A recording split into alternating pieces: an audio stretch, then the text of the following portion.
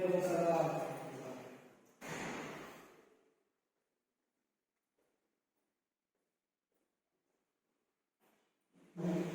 Tadi ada siapa? Ini Pak. Sebelum itu, sebelum kita mulai belajar, tadi belajar tentang apa ya? Beriman kepada Allah. Oh, beriman. Nah, Rasa dulu ya.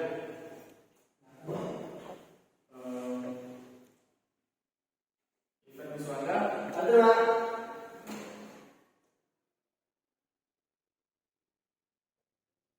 Asmandi. Ya Pak. Fadil Afendi. Ya Pak. Sehat ya?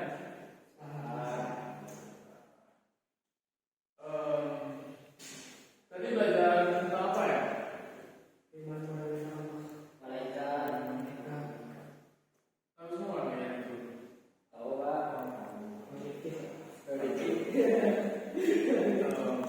Sebelum kita masuk ke kali ini, apa yang terlintas dengan pikiran kalian tentang dakwah? Seperti apa itu dakwah? Apa yang terlintas ketika Bapak bilang dakwah itu seperti apa? Apa yang terlintas pada pikiran saudara? Menyebarkan ajaran Pak. Betul. Apa? Ya, ceramah. Ceramah itu biasanya dilakukan di mana? Masjid. Di masjid gitu. Saudara kalian, Ya, apa yang terlintas dengan saudara tentang apa itu dakwah? Apa yang terlintas? perang. Wah, perang. Ya, Perang melawan apa? orang kaum kafir. Jadi materi kita itu tentang dakwah yang sebagaimana telah disebutkan oleh teman-teman kita, dakwah dan pengembangan umat.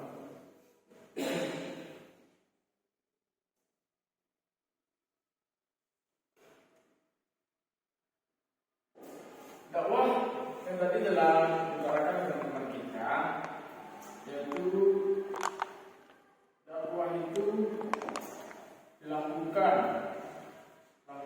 di masjid melalui seperti metode ceramah, betul, sangat betul. Dan itu ada lagi tentang menjelaskan tentang sebagai suatu perperangan antara kaum Quraisy dengan kaum Islam. Permusuhan atau perang. Jadi seperti itulah dakwah ialah suatu metode yang dimana telah diutarakan oleh Ustadz yang dilakukan di masjid, di kajian-kajian Islam, itu menggunakan metode ceramah yang bertujuan untuk mengajak, menasehati serta membimbing dari yang tidak tahu menjadi tahu. Jadi itu adalah pengertian dakwah secara singkat. Dan selanjutnya itu ada pada pengembangan umat. Pengembangan umat itu telah dilakukan oleh Nabi Muhammad SAW, yaitu pada periode Mekah.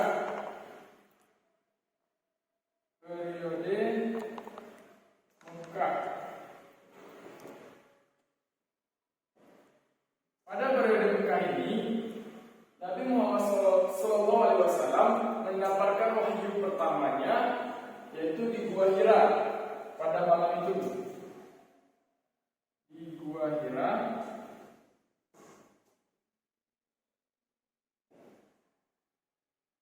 melalui malaikat apa? Kan kalian tadi sudah belajar tentang beriman kepada malaikat, dan telah itu paling tidak kita tahu siapa yang mengirim wahyu kepada Nabi Muhammad.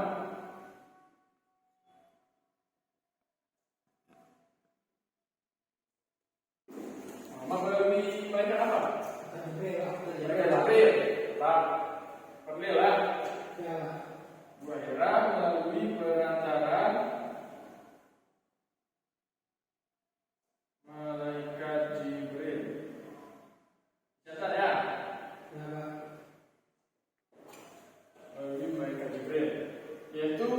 yang dimana pada masa ini Rasulullah SAW telah mengalami perpecahan, yang dimana pada saat itu pengikutnya sedang mengikuti penyembahan berhala, yang dimana setelah wafatnya Nabi Muhammad SAW ada juga pada periode Khulafaur Rasyidin.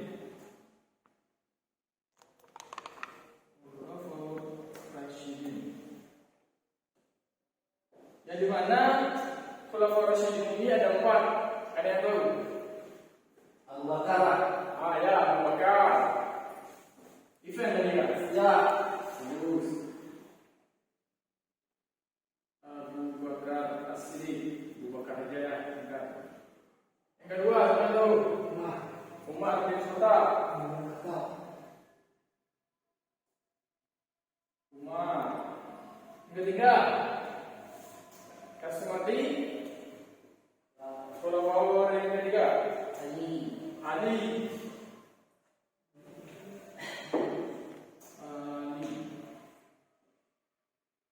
Yang keempat, yang terakhir, Utsman. Ya. Kita minta semua ya. Utsman. Pada masa Khulafaur Rasyidin ini, yaitu pada saat wafatnya Nabi Muhammad SAW, yang dimana itu dipimpin lagi oleh Abu Bakar As-Siddiq, Umar bin Khattab, Ali bin Abi Thalib, dan Utsman bin Affan.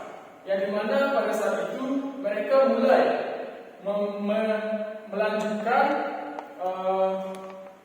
ajaran yang telah diajarkan oleh Nabi Muhammad SAW pada saat itu. Yang dimana itu telah memerantas kota-kota yang ada pada kota Baghdad, di Madinah, di Mekah, yang dimana itu telah hampir separuh telah mengikuti ajaran Nabi Muhammad SAW. Dan yang ketiga itu ada pada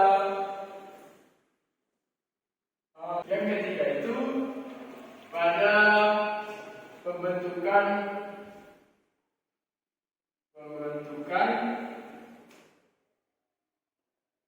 kekhalifahan.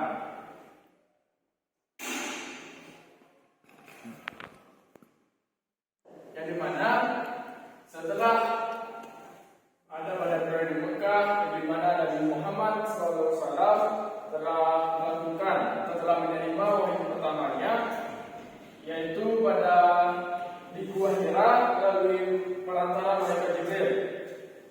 Dan yang kedua itu ada pada Khulafaur Rasyidin yang telah melanjutkan suatu ajaran yang telah diajarkan oleh Nabi Muhammad. Yang selanjutnya itu ada pembentukan kekhalifahan setelah pada periode Mekah dan periode Khulafaur Rasyidin, yaitu terjadinya pembentukan pada Bani Abbasiyah, yaitu pada kota Baghdad.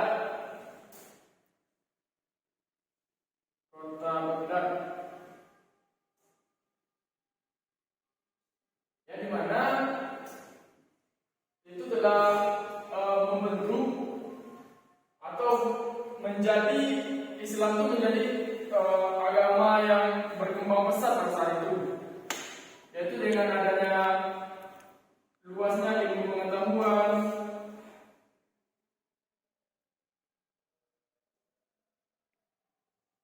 apalagi ya, ilmu pengetahuan, seni, obat-obatan, yang pada masa relevan ini yaitu telah menuju puncak dakwah pada saat itu. Jadi pengertian dakwah seperti setelah kita cari tadi, setelah kita evaluasi, dakwah itu seperti suatu proses mengajak seseorang untuk berupaya mengikuti ajaran yang sudah kita ajarkan. Seperti yang ada di masjid, contohnya ustaz-ustaz yang di masjid itu mengajarkan orang, yaitu melalui mengajak, membimbing. Dan yang kedua itu pada pengembangan umatnya. Pengembangan umatnya itu ada pada periode Mekah, yang dimana Nabi Muhammad SAW telah menerima wahyunya, yaitu di Gua Hira pada saat itu. Yang dimana penduduk Mekah itu telah terjadi kekacauan. Dan yang kedua itu dilanjutkan oleh Khulafaur Rasyidin, yang dimana setelah wafatnya Nabi Muhammad, mereka melanjutkan ajaran-ajaran yang pernah Nabi Muhammad sampaikan melalui Al-Quran dan wahyu-wahyu yang telah diterima oleh Nabi Muhammad. Yang terakhir itu ada pembentukan kekhalifahan, yang dimana Bani Abbasiyah itu yang berada di kota Baghdad telah memajukan atau telah membentuk ilmu pengetahuan, yang dimana Indonesia itu wawasan bagi penduduk Islam, yaitu yang berupa ilmu pengetahuan, yang dimana itu telah meningkatkan ilmu pengetahuan seorang Islam, bangsawan Islam pada saat itu, yang berupa ilmu pengetahuan, seni, obat-obatan.